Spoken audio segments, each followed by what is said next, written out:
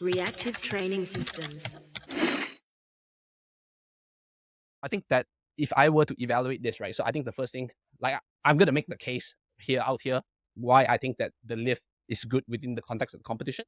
And first of all, I would say that the first thing first is that if anyone tells me that the lift should be bad because Emil looks surprised that he got the lift, right, therefore it should be bad. I say like every exam that I have passed in my life that I'm surprised I got it, that means that I should have failed all my exams, and that's a lot of exams that I was surprised I managed to pass back in my high school days.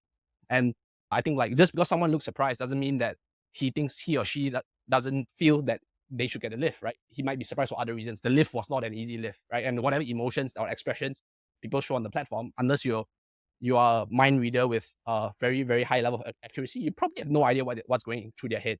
The lifter themselves might not even have an idea what's going through their head. If you listen to the podcast where Emil said, I said like for the next 15 minutes, I actually had no idea what was happening when I was in the VIP, the meet and greet. Then when things started to simmer down, I then started to process things. So he couldn't even articulate whether what the lift was like because it was just so it's such a highly charged event. Yeah. So the point that just because someone looks surprised they got the lift, therefore it should not have been a good lift, I think it's like a really, really bad argument. Because if you want to tell me why it shouldn't be a good lift, we point out the specific technical flaws that should be an issue, then we can discuss about that.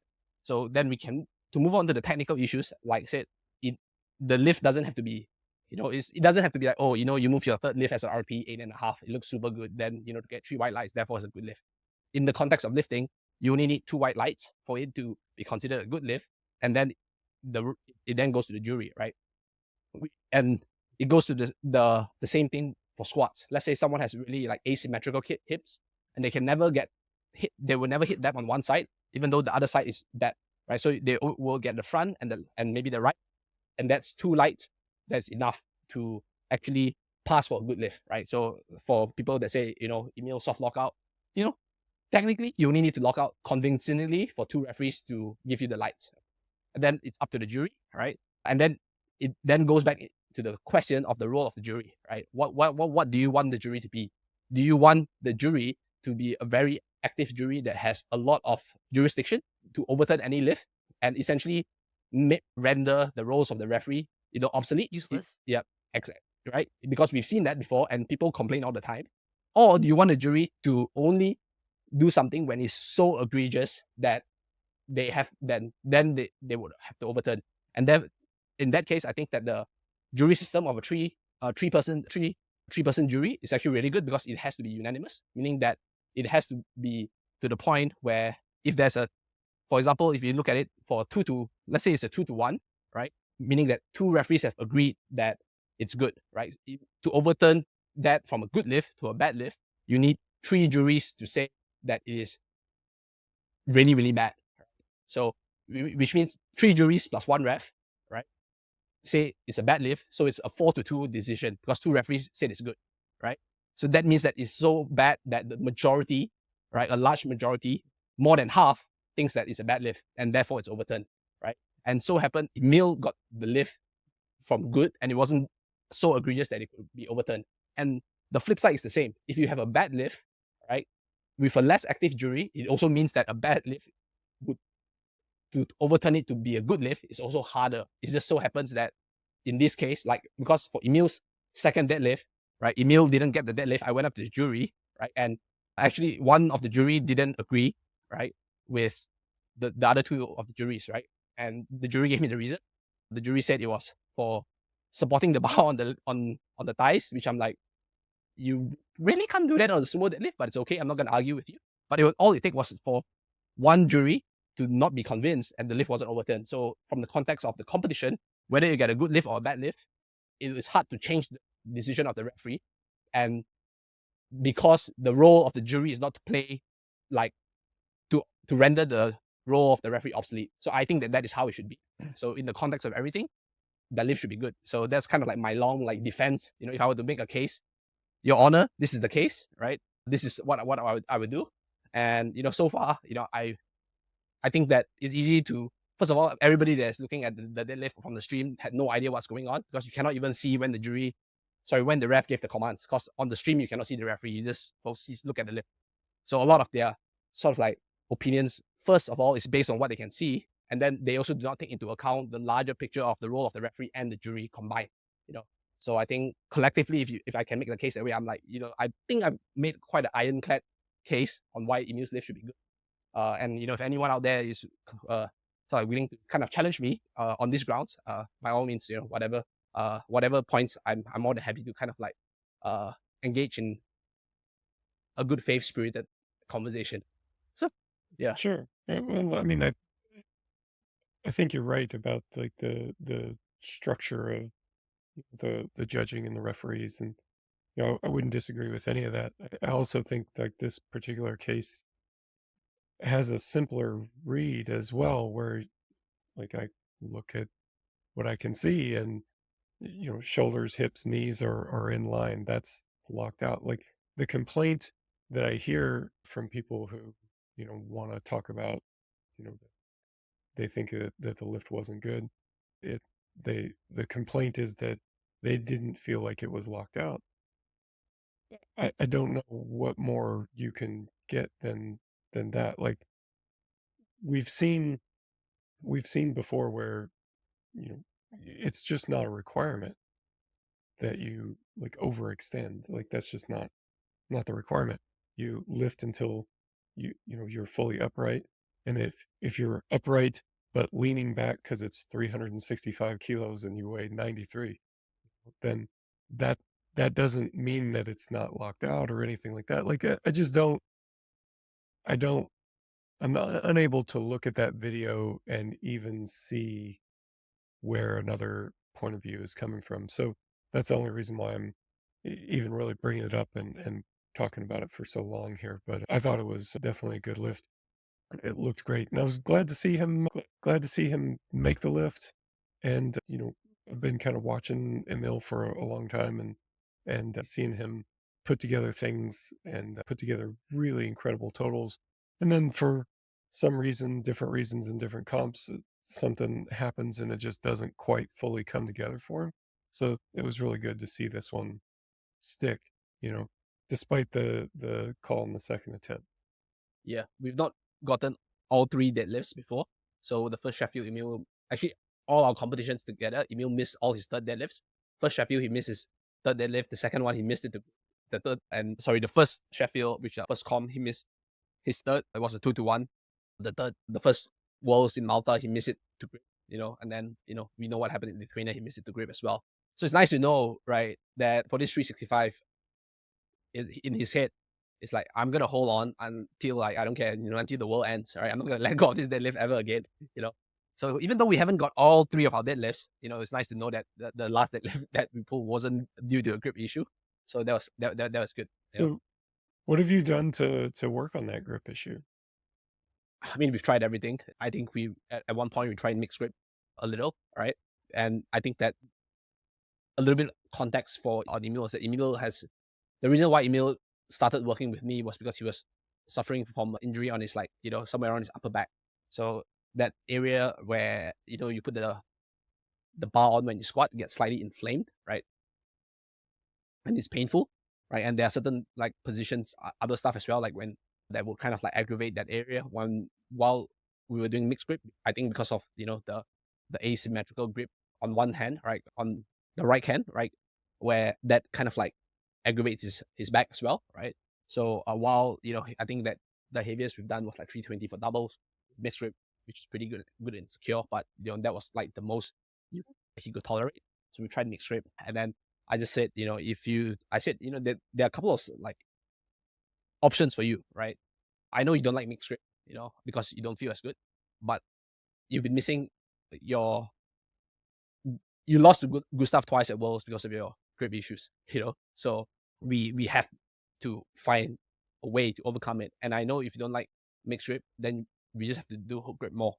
So I just said, yeah, cool. You just have to pull hook grip more often. You either choose, right? Like pulling hook grip more is painful for your thumbs, but mixed grip is painful for your back, right? Which is the outcome where you think that you would be able, it's a trade-off, right? Which is a trade-off you think you can kind of like accept.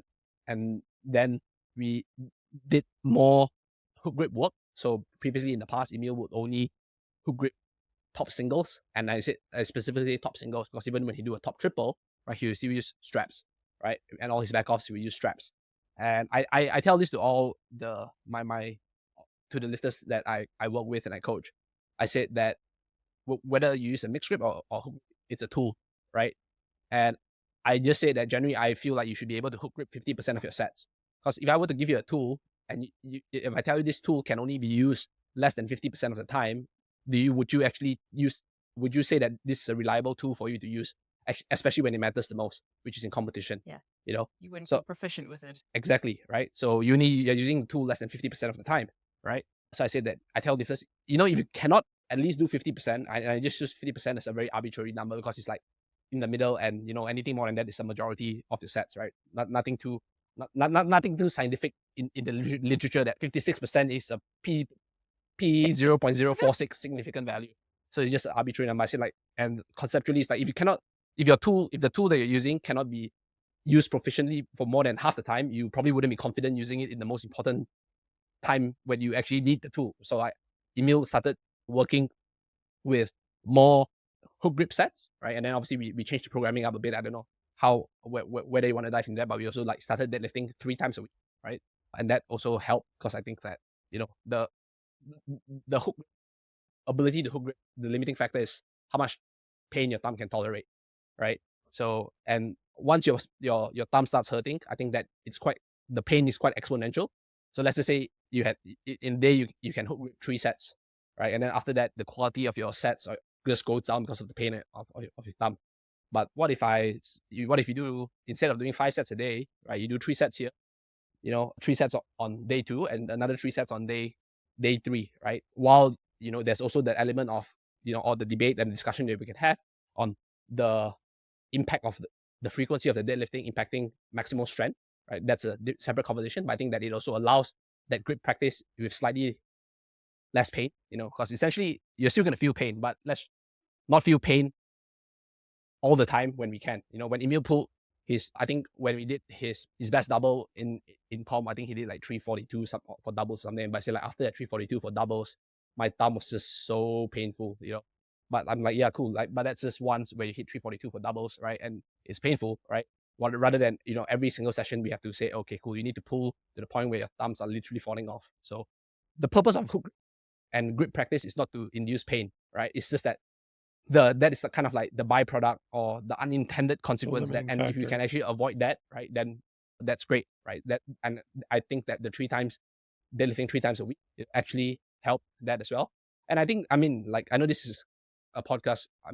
Mike, you and I, we never really had this is an interview. So I don't know what you think, because obviously, Kasem-san pulls quite frequently with straps, right? So I don't know what are your thoughts on this. So yeah, so that is what I did to kind of like fix the grip issue. Yeah. Yeah. It always kind of depends on what the issue is that you're trying to solve. Like, it sounds like in this case, like it's not that Emil's grip was weak necessarily. It sounds like it was partly technical and partly just like you didn't need to do extra grip stuff. You just needed to make the deadlift training you were already doing also more effective for grip. And, that seems to have solved the problem, which,